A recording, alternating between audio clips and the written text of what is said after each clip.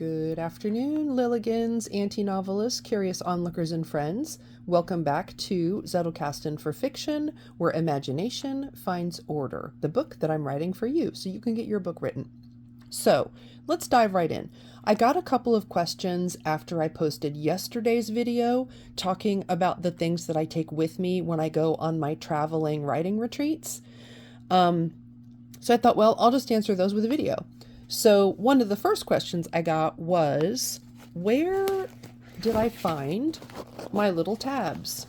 Just look up 4x6 tab divider cards on Amazon and it'll take you to this nifty little 100 tab pack. I got 3 of these because I tend to subdivide things pretty deeply, so I needed a lot of dividers. Often I will just recycle note cards and use those as a divider, but since I will be traveling and I want things to be nice and tidy and fit neatly into my box so that I can zip that lid down, I just got tab dividers. There was a little bit of confusion between the plot sandwich and the tabbed chapter cards. The plot sandwich is strictly for my work of fiction. That's the novel that I'm writing, The Conjuring Stitch, which I have temporarily set aside in the middle of its developmental edit so that I can get this book done for you. This is the nonfiction, the Zettelkasten for Fiction book, which is what this series is about. So I will turn to the plot sandwich when I allow myself some time to work on the novel, which I'm going to do. But for the most part, I will be working here in this box, which these are all of the chapters of the book that I'm writing for you. So I hope that clears that up. So in terms of Zettelkasten for Fiction, I will take this box that has the entire book laid out in my note cards. And I also have printed out a current spreadsheet for the book that I'm writing for you. So Zettelkasten for Fiction, where imagination finds order. This is currently sitting at a 3-page outline, and I've just gone through my Scrivener and I've exported all of the parts with their subsequent chapters. So right now we're looking at 10 parts to this book, with each part averaging around 10 chapters. So roughly, that's where we're at. So I will take this, which this gives me a nice overview index to look at when I'm working over in my traveling box with the cards so that I can get the rest of these chapters written. And then, where do those chapters live? They live in this. I've used the expander discs, which are almost 2 inches, so that I've got plenty of room. This is the current Zettelkasten for Fiction book in the form that it's in right now. So you can see there's my original outline, which I've added about 4,000 words since this one was printed, but this is the book. This is it, guys. This is the book I'm writing for you. And you can see I've printed out every chapter that is finished, and they all live in here so that I can do those edits as I'm rolling along. So before I leave, I will fill this with binder paper so that I can write by hand, and I will just keep writing this book using my note cards and my handy dandy outline as I go. So by the time I get back from that trip, my intention is to have this book done for you. I'm stating it publicly. That is my goal. I'm going to have this draft finished and ready to go to my beta readers so that we can clean up any errors or incontinuities, and then it will go on down the line until it ends up published in your hands. Woohoo! How exciting is that? I'm so excited. What else am I taking with me? That is the other question that I got. What else are you taking with you? Well, let me show you. This is how you build a mobile office, a mobile library, so that in camp you can get your writing done. Now, we will be there for approximately 11 days. The bulk of that will be spent working on writing your book, Zettelkasten for Fiction. However, because I love my novel and I want to continue chewing on it in tiny bits, you know, sometimes it's really nice to be able to go back and forth between that fiction and nonfiction project.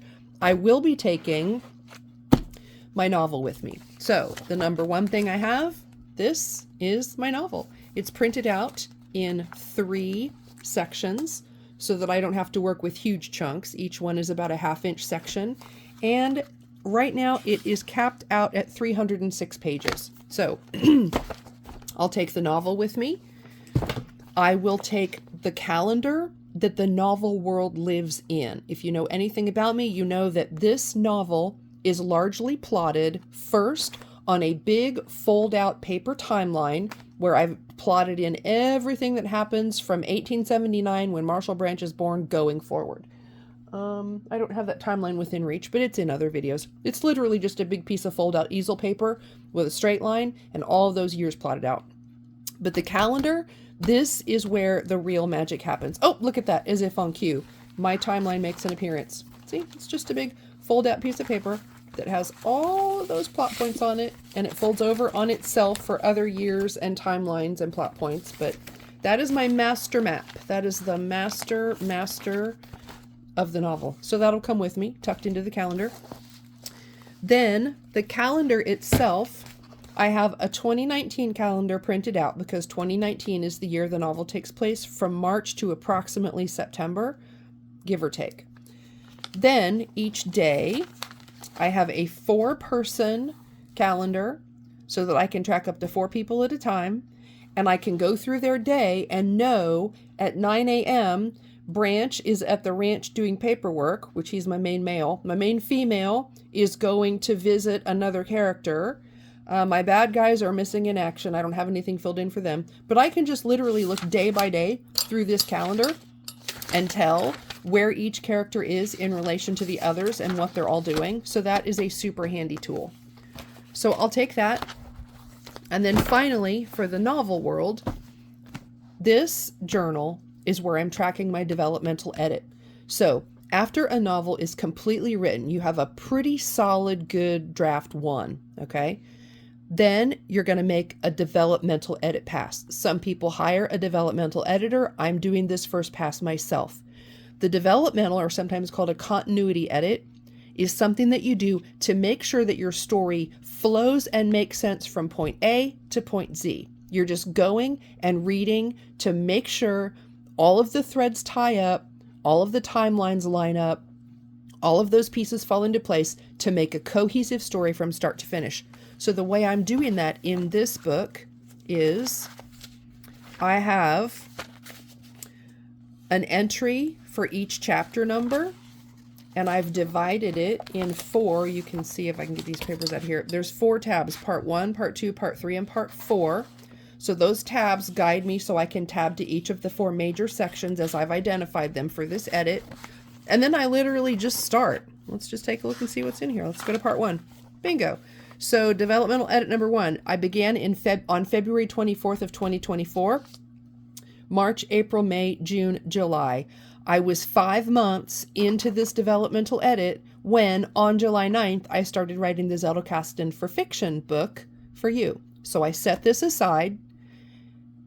Haven't worked on it much. I try at least once a week to pop in and visit my characters and maybe do a little cleanup or whatever. But for the most part, I've been working on the other book for you guys.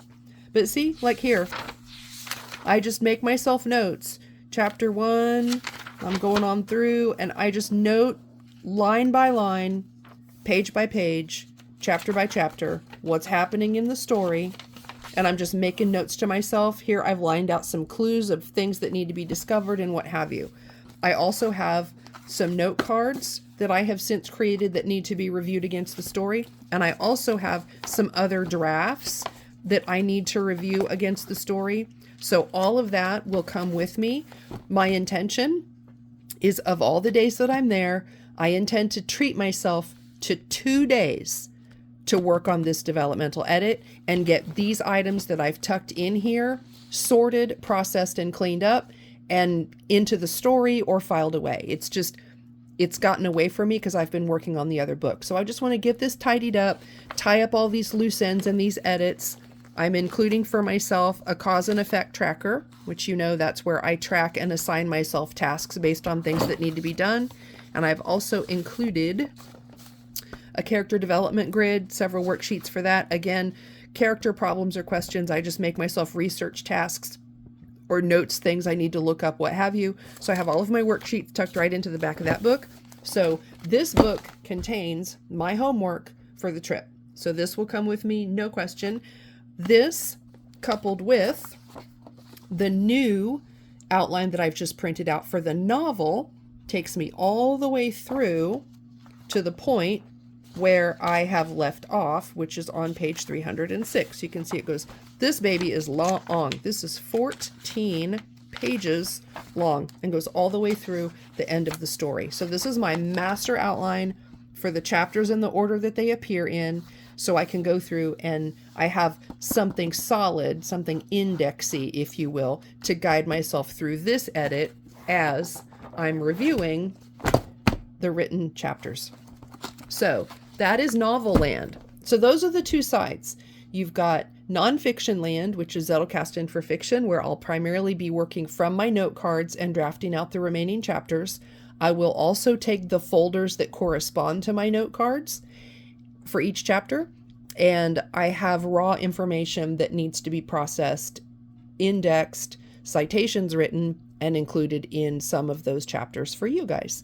And then, of course, the novel is the novel, but I'm only going to allow myself a couple of days to work on that. The bulk of my work will be on your book. So one last thing I got a question about is electronics. So I take 2 portable charging bricks.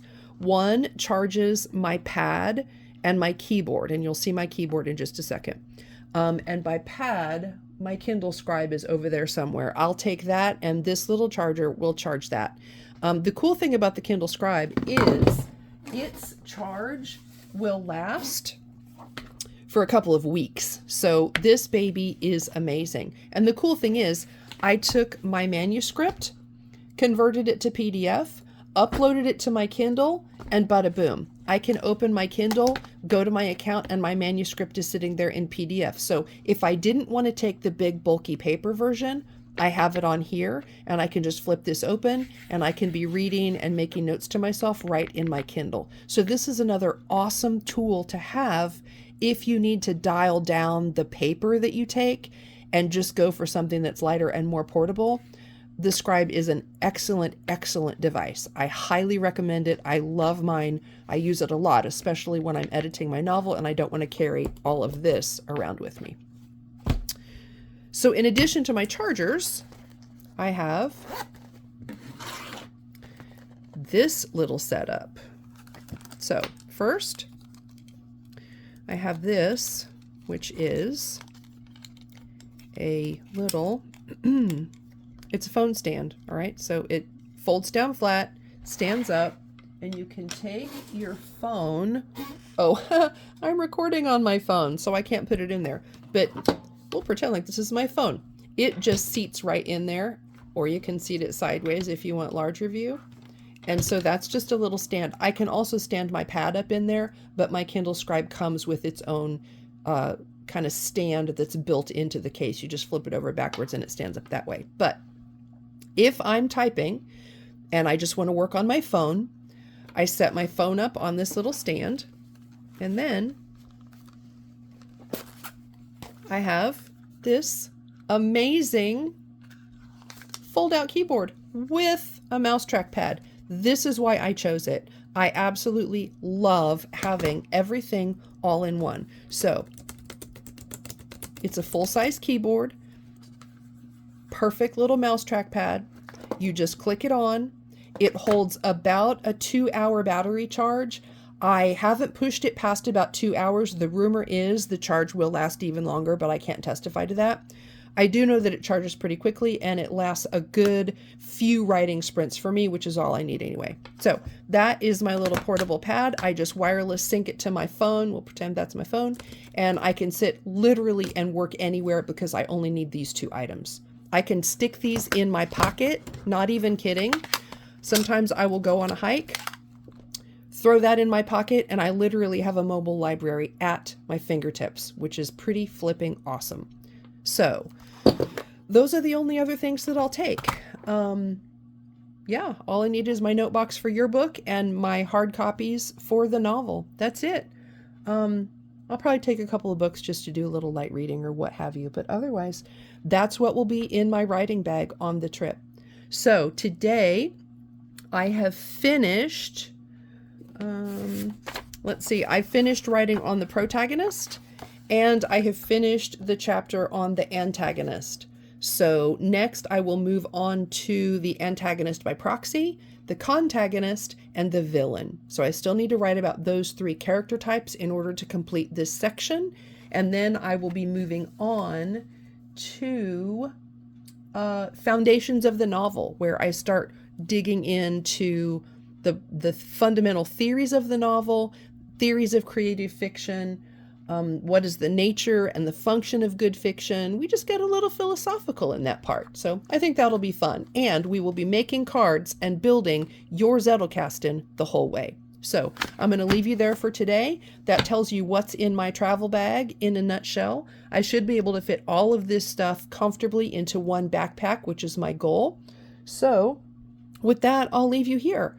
I hope you're having a great day, getting some writing done, get cracking, get those words on the page, and I'm going to do my sprints, and I will see you all tomorrow.